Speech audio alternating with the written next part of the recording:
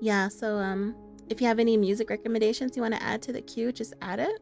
And then it should add it to the next plane after I unpause it. Okay, let's read The Hungering. This is on a Reddit thread. When I first heard that noise, I assumed it had been the wind smacking up against the walls of the cabin. A very low moan, a long one that seemed to bleed straight through the wood. Knotting up in my chest, I had told myself it was nothing. Just hunger making my body hear what actually wasn't there at all. At this time, we had spent 6 days in the storm. The forest had been overtaken by the snow entirely, and the door had been jammed shut because the snow had piled up and sealed us inside.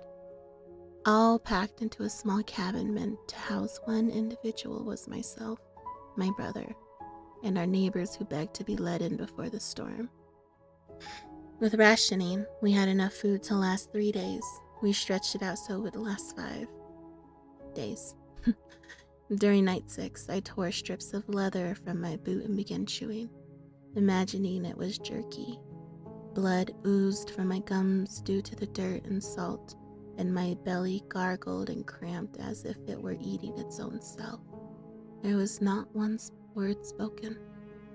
We all sat in absolute silence. Our breaths had eventually clouded the air, and the only noise that was heard were hunger cries from each individual stomach. That was when I yet again heard it. Wet, fibrous, and tearing.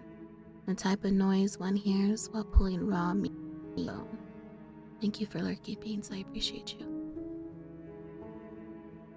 My mental had shifted focus to the tales I was told as a child. That of a beast. The Wendigo. People suffering with starvation that resorted to eating the flesh of their own kind and transformed into a hollow being. Their body extended with famine, the hunger eternal. I lit lantern once more and expected to see its claws at the cabin window. However, my light hit Thomas. Glassy eyes and the jaw of him locked in a rhythm of grotesque while he dragged his hunting knife through the arm of Eli. Eli was awake but not screaming. He was barely alive and at this point was more ice than flesh. Thomas hadn't waited for him to die.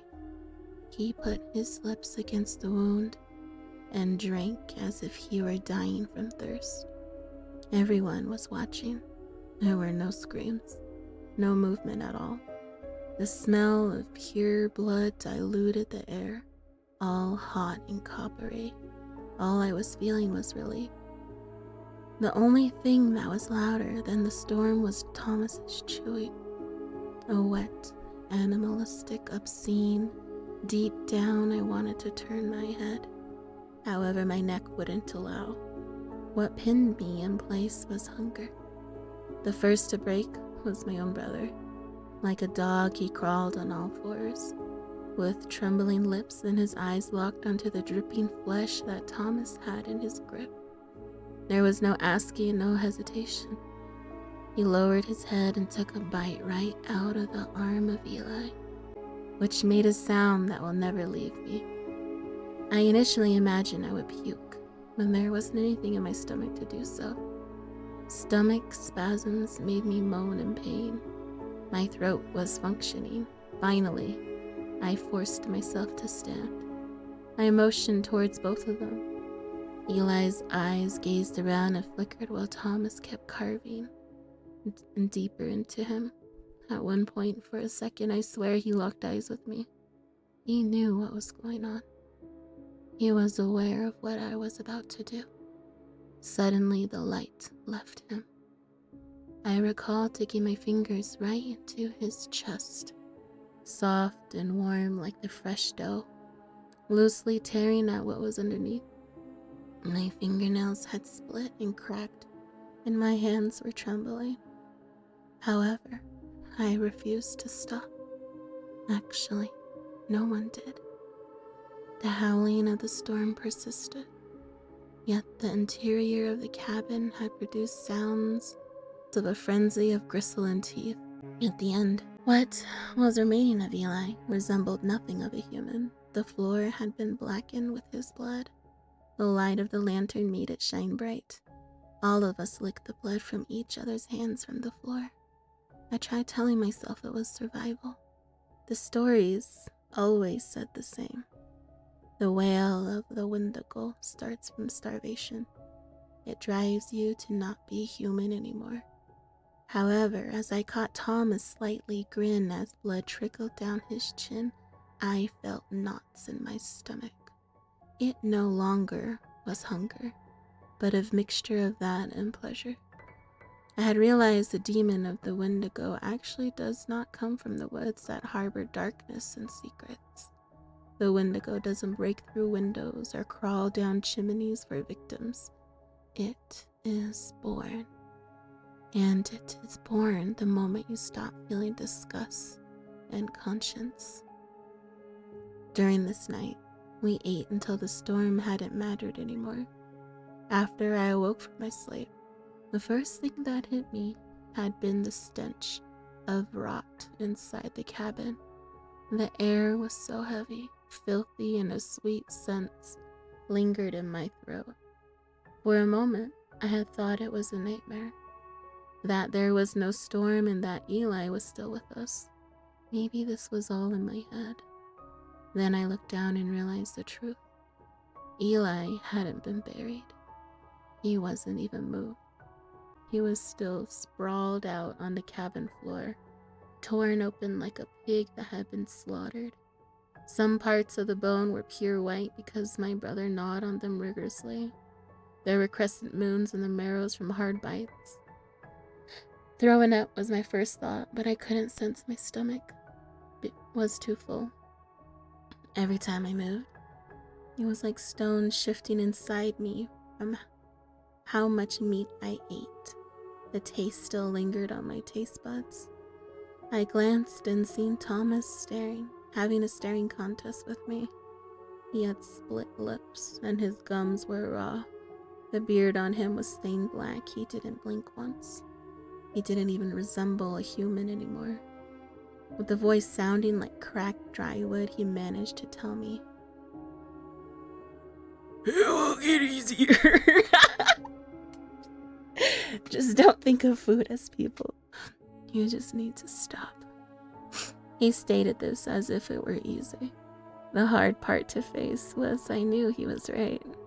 It hadn't been hard anymore, not how I imagined it would be. By Feast 3, we were no longer starving. Desperation was no longer a thing. Curiosity is what filled our minds. What does raw liver taste like? If you bite the eyes, would they pop? Can you swallow an eye? Well, whole as if it were a pill. Would fat pile up on your tongue if you didn't choose? If you didn't chew fast enough? My hands were unrecognizable. The color was black with blood that had dried. They were covered in grease and stuff. I trembled, but not in fear, in hunger. That didn't quite leave me. For some reason, this hunger grew even as I ate. That night, nightmares plagued me. Nightmares of deer-like antlers growing painfully from my skull, my jaw extending and stretching too long, and of my loosely hanging skin barely clinging to brittle bones. I awoke startled, clawing my face, almost certain I was peeling.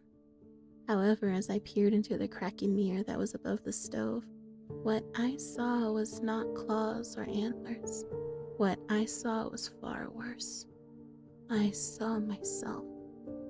It was me and only me, a cannibal who wanted more. It was at this point that I realized what the tales left out. The Wendigo is real. It's not folklore. It's what waits patiently in oneself. Waiting and starving, it awakens at that first bite. And when it's taken, hunger is not curable. That's the beast. I don't know how long it's been since I had slept. I hear them chewing every time my eyes shut. The sound of teeth tearing and cracking tendons. the sound of crushing bones made from molars. At times I hear Thomas. At times I hear my own brother. And sometimes me. I snooze that again. The storm passed on several months ago. By now we could have all been back home. We remained in the cabin. We remained until nothing remained of Eli. Then we went looking. Those in the area who had not made it to the cabin, the neighbors who perished, we went searching and continued to eat. At times I wake with flesh stuck between my teeth. I don't recall how it got there, and I don't ask.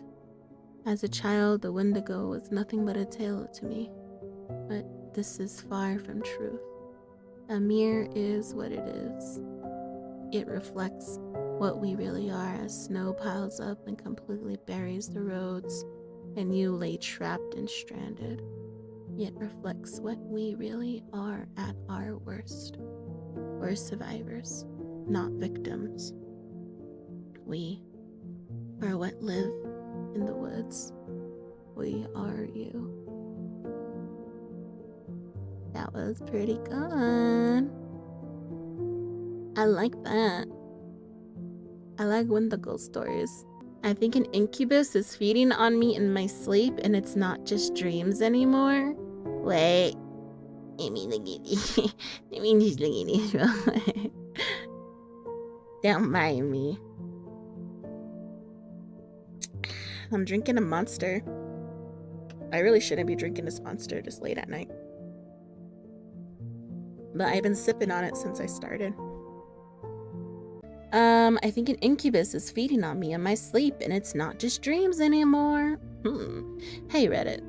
I've never posted here before, but I think something is seriously wrong with me. I'm scared. I feel sick. And I'm starting to think I'm being fed on by something.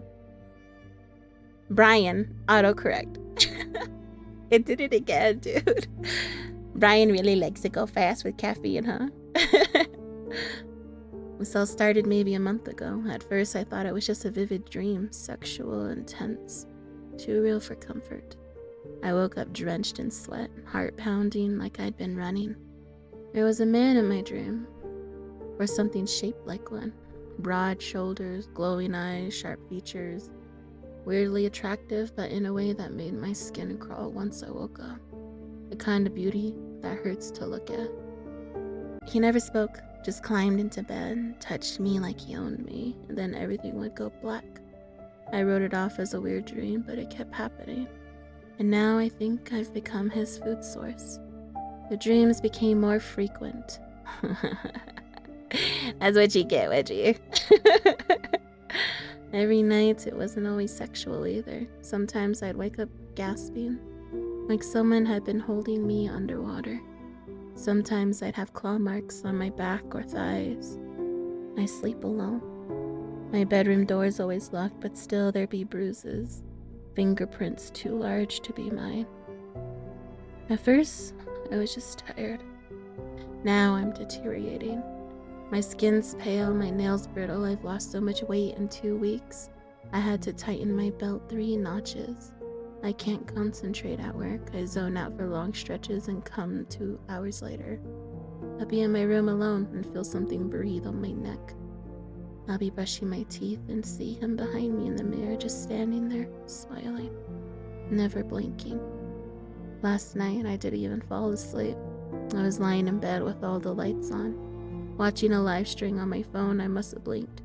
Just blinked, and suddenly I couldn't move. Sleep paralysis, maybe, but I was fully awake. He was on top of me, grinning, his mouth way too wide now.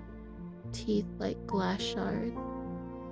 Eyes burning red, his voice echoed in my head without opening his mouth. Ew. Should I give him a southern accent? Why do you fart? You called me, you wanted it. The lights dimmed, my phone screen went black, my chest burned. I felt like he was pulling something out of me, like a draining the warmth from my bones. Then I woke up on the floor with a bloody nose and a busted lip.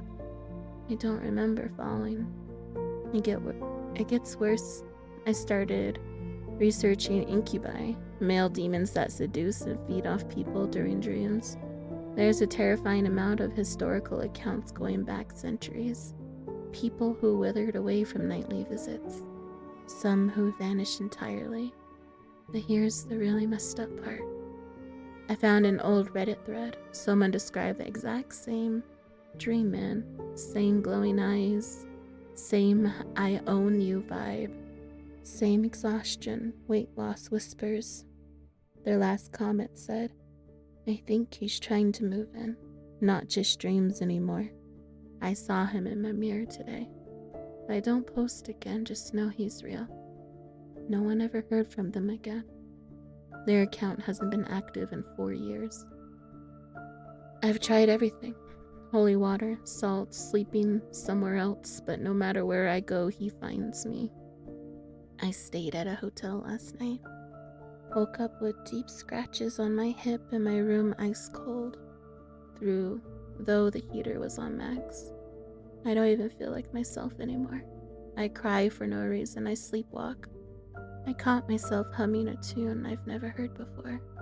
And the second I stopped, I heard him hum it back from the closet.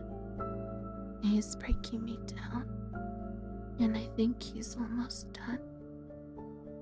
If anyone's experienced anything like this, incubi, dreams, demons, sleep entities, I'm begging you, how do I get rid of it? How do I take my life back? Because I can feel myself fading. And a part of me is starting to want him to come back. Ew.